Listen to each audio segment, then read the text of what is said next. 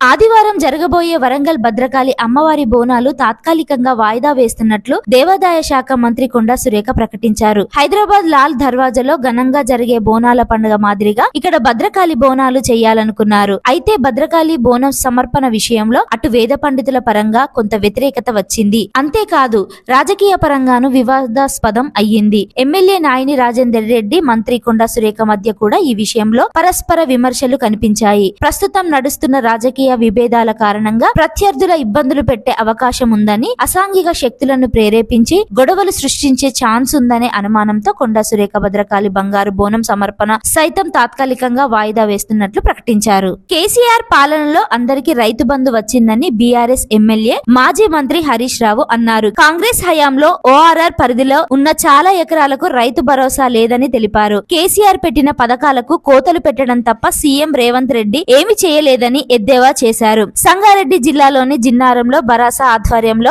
రైతు ధర్నా నిర్వహించారు. కార్యక్రమంలో హరీష్ రావు, బీఆర్ఎస్ ఎమ్మెల్యేలు పాల్గొన్నారు. రైతు భరోసా రాని రైతులను వెంటనే ఇవ్వాలని డిమాండ్ చేశారు. ఈ సందర్భంగా హరీష్ రావు మాట్లాడుతూ 2 రైతు భరోసా నిధులు సీఎం ఇవ్వలేదని చెప్పారు. కరోనా వచ్చిన బీఆర్ఎస్ హయాంలో రైతు బంధు ఇచ్చారని పేర్కొన్నారు. రైతులకు బేడీలు వేసి జైల్లో పెట్టిన చరిత్ర రేవంత్ రెడ్డిదని విమర్శించారు. రాష్ట్రంలో నడుస్తున్నది రైతు రాజ్యం కాదు, బేడీల రాజ్యమని ఎద్దేవా చేశారు. గతంలో రేవంత్ రెడ్డి తనపై కేసు పెట్టారని గుర్తు చేశారు. కాంగ్రెస్ అధికారంలోకి రాగానే రియల్ ఎస్టేట్ పడిపోయిందని వ్యాఖ్యానించారు. సింధు నది జలాల ఒప్పందాన్ని పునరుద్ధరించే ప్రసక్తే లేదని కేంద్ర హోంమంత్రి అమిత్ షా పునరుద్ఘాటించారు. ఈ ఒప్పందం నిబంధనలను పాకిస్తాన్ ఉల్లంఘించిందని ఆయన మండిపడ్డారు. ఇన్నాళ్లు దాయాది అన్యాయంగా నీళ్లు అందుకుందని, ఇకపై నీటి కొరతతో అల్లాడిపోవాల్సిందేనని దుయ్యబట్టారు. ఓ జాతీయ మీడియాకు ఇచ్చిన ఇంటర్వ్యూలో అమిత్ షా ఈ ఒప్పందం నిలిపివేత గురించి ప్రస్తావించారు. అంతర్జాతీయ ఒప్పందాలను ఏకపక్షంగా రద్దు చేయలేం, కానీ సింధు నది జలాల ఒప్పందాన్ని నిలిపివేసే హక్కు భారత్ కు ఉందని స్పష్టం చేశారు. ఇన్నాళ్లు పాక్ అన్యాయంగా నీటిని అందుకుందని మండిపడ్డారు. అంతర్జాతీయ యోగా దినోత్సవం సందర్భంగా పరకాల పట్టణ కేంద్రంలోని వ్యవసాయ మార్కెట్ యార్డ్ ఆవరణలో నిర్వహించిన అంతర్జాతీయ యోగా దినోత్సవ వేడుకల్లో ముఖ్య అతిథిగా పరకాల ఎమ్మెల్యే రేవూరి ప్రకాష్ రెడ్డి పాల్గొన్నారు. అనంతరం జ్యోతి ప్రజ్వలన చేసి యోగా కార్యక్రమాన్ని ప్రారంభించారు. ఈ సందర్భంగా ఎమ్మెల్యే మాట్లాడుతూ ఆరోగ్యకరమైన జీవన శైలిని అలవర్చుకోవడానికి యోగా అమూల్యమైన సాధనమని అన్నారు. మానసిక ప్రశాంతతకు, శారీర ఆరోగ్యానికి యోగా ఎంతగానో తోడ్పడుతుందని తెలిపారు. యోగాను ప్రతి ఒక్కరూ తమ జీవితంలో భాగంగా చేసుకోవడం ద్వారా ఉత్తమ ఫలితాలను సాధించవచ్చని తాను బలంగా నమ్ముతున్నట్లు చెప్పారు. నిత్య జీవితంలో ప్రతి ఒక్కరూ యోగాను భాగంగా చేసుకోవాలని అన్నారు. అనంతరం యోగా నిర్వాహకులను ఎమ్మెల్యే శాల్వాతో ఘనంగా సన్మానించారు. స్పోర్ట్స్ స్కూల్లో అడ్మిషన్ పొందుటకు 4వ తరగతి చదువుతున్న విద్యార్థినులకు మండల స్థాయిలో Elkathurthy Carmel convent high school మైదానంలో సెలక్షన్ నిర్వహించారు. ఈ కార్యక్రమానికి ముఖ్య అతిథిగా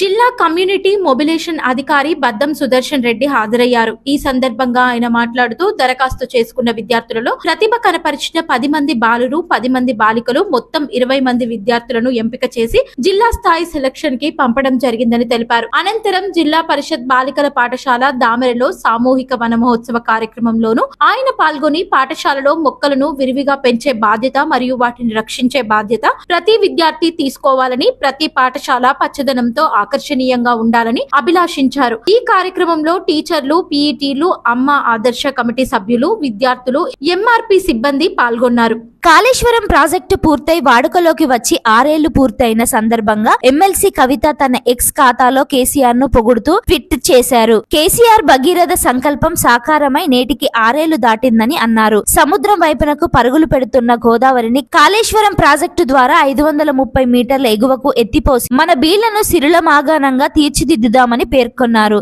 ఎన్నో అవంతరాలు, అనేక సవాళ్లను, వివాదాలను, చిక్కుముడులను విప్పుకుంటూ 3.5 ఏళ్లలోనే కాళేశ్వరం ప్రాజెక్టును పూర్తి చేసి జాతికి అంకితం చేశారని తెలిపారు. భారతదేశ చరిత్రలోనే కాదు, ప్రపంచ సాగునీటి రంగ చరిత్రలోనే ఇంత వేగంగా పూర్తి చేసిన ప్రాజెక్ట్ ఇంకొకటి లేదన్నారు. ఇప్పటికీ 20 లక్షల ఎకరాలను సస్యశ్యామలం చేసిన కాళేశ్వరం ప్రాజెక్టు కింద ఇంకో 20 లక్షల ఎకరాలను సాగులోకి తెచ్చుకోవాలని ఆశాభావం వ్యక్తం చేశారు. కాళేశ్వరంపై రాజకీయ కుట్రల మేఘాలు ఒక్కొక్కటిగా వీడిపోతున్నాయని తెలిపారు. అపర భగీరథుడిపై నీలాప నిందలు పటాపంచలయ్యే రోజులు దగ్గరలోనే ఉన్నాయని అని కవిత ఆసక్తికర ట్వీట్ చేశారు.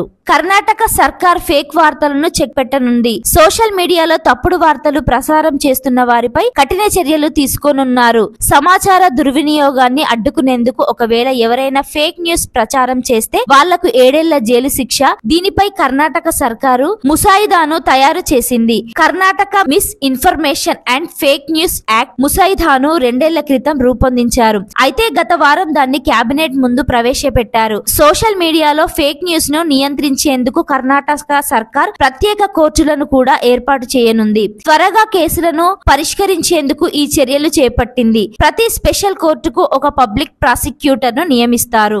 రాష్ట్ర ప్రభుత్వం రైతులందరికీ రైతు బంధు డబ్బులు ఇవ్వాలని జిన్నారంలో రైతులు మహాధర్నా నిర్వహించారు. శనివారం సంగారెడ్డి జిల్లాలోని మండల కేంద్రమైన జిన్నారంలో బీఆర్ఎస్ పార్టీ ఆధ్వర్యంలో రైతులు మహాధర్నాకు దిగారు. బీఆర్ఎస్ పార్టీ పిలుపు మేరకు అంబేద్కర్ సర్కిల్ వద్ద ఈ ధర్నా చేస్తున్నారు. రైతుల మహాధర్నాకు రాష్ట్ర మాజీ మంత్రి సిద్దిపేట ఎమ్మెల్యే తన్నీరు హరీష్ రావుతో పాటు నర్సాపూర్ ఎమ్మెల్యే సునీతా లక్ష్మారెడ్డి హాజరయ్యారు. పటాన్ చెరువు నియోజకవర్గంలోని రామచంద్రాపురం, అమీన్పూర్, పటాన్ చెరువు, జిన్నారం రైతులకు రాష్ట్ర ప్రభుత్వం రైతు బంధు డబ్బులు ఇవ్వడం లేదని ధర్నా చేస్తున్న రైతులకు చెప్పారు. రైతులందరికీ రైతు భరోసా డబ్బులు ఇచ్చే వరకు పోరాటం చేస్తామని హెచ్చరించారు. బీఆర్ఎస్ నేతలపై మంత్రి తుమ్మల నాగేశ్వరరావు ఘాటు వ్యాఖ్యలు చేశారు. శనివారం ఆయన తాము మీడియాతో మాట్లాడుతూ తాము రైతు భరోసా నిధులు విడుదల చేయగా బీఆర్ఎస్ నాయకులు డ్రామాలు మొదలు పెట్టారని విమర్శించారు. ఔటర్ రింగ్ రోడ్ లోపల సాగులో ఉన్న భూములను గుర్తించి వాటికే రైతు భరోసా నిధులు చెల్లిస్తామని అన్నారు. సదుద్దేశంతోనే చేపట్టిన పథకాలను రాజకీయంగా చేసిన ఘనత కేవలం ప్రతిపక్ష నాయకులకే చెల్లిందని విమర్శించారు. పంట పండే ప్రతి గుంటకు రైతు భరోసా చెల్లించే బాధ్యత మాది అని మంత్రి తుమ్మల హామీ ఇచ్చారు. రాష్ట్ర చరిత్రలో ఎన్నడూ లేని విధంగా కేవలం 6 రోజుల్లోనే రైతు భరోసా సాయం కోసం సుమారు 7,770 కోట్లు ఖర్చు చేసిన ఘనత కేవలం కాంగ్రెస్ పార్టీకే దక్కుతుందని అన్నారు. 2 లక్షల లోపు రుణమాఫీకి ఒకేసారి సాయం చేయడం, ఇప్పుడు కేవలం 6 రోజులకే 7,700 కోట్ల రూపాయలు రైతు ఖాతాలో జమ చేయడంతో బీఆర్ఎస్ నాయకులు కొత్త డ్రామాలకు తెరలేపారని ఘాటు వ్యాఖ్యలు చేశారు.